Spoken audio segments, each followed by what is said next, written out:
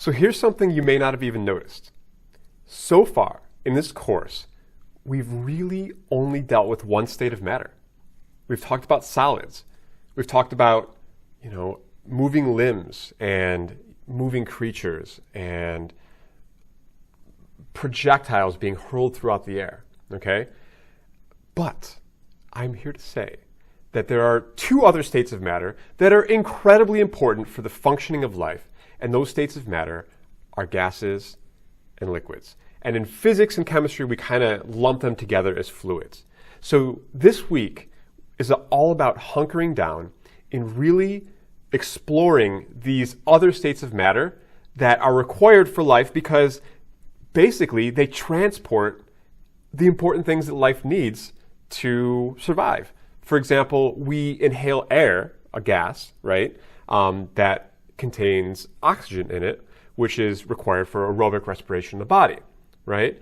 We have blood that's being pumped through our bodies via our hearts that actually holds that oxygen and is even a different form of transportation for moving oxygen throughout different parts of the body, in addition to other vital chemicals, okay?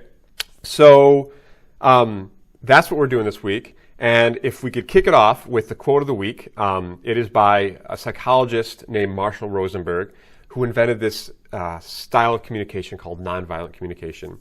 And he says, all the evils done in the world are really tragic expressions of unmet needs.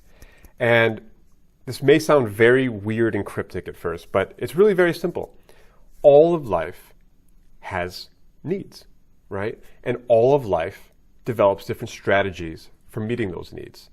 And I mean, on a historical, biological level, you could say human beings and the life that we see on Earth is the way it is because there's been this historic struggle to find solutions to the needs that different creatures have. And a lot of those for a long time have been physical needs, like, getting your nutrients and getting energy and getting food, right? But nowadays, we're much more complex and we have these minds with all this psychology and we have different kinds of needs. We have needs for connection. We have needs for feeling important in the world. We have needs for contributing to the world in some way. We have needs for friendship and belonging. And I truly believe, and Marshall Rosenberg believes in this quote, that a lot of the evil done in the world is just trying to meet those needs that we all have, but using totally messed up strategies to do it. Okay?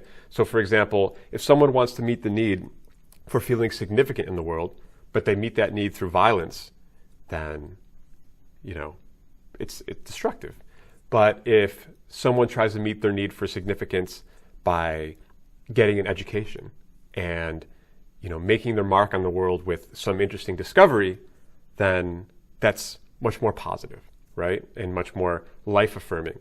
So if we can understand the needs that we have as humans and always be careful that the strategies that we use to meet those needs are actually life-affirming, then I think that we are going to be a much more happier species. So I'll leave it at that.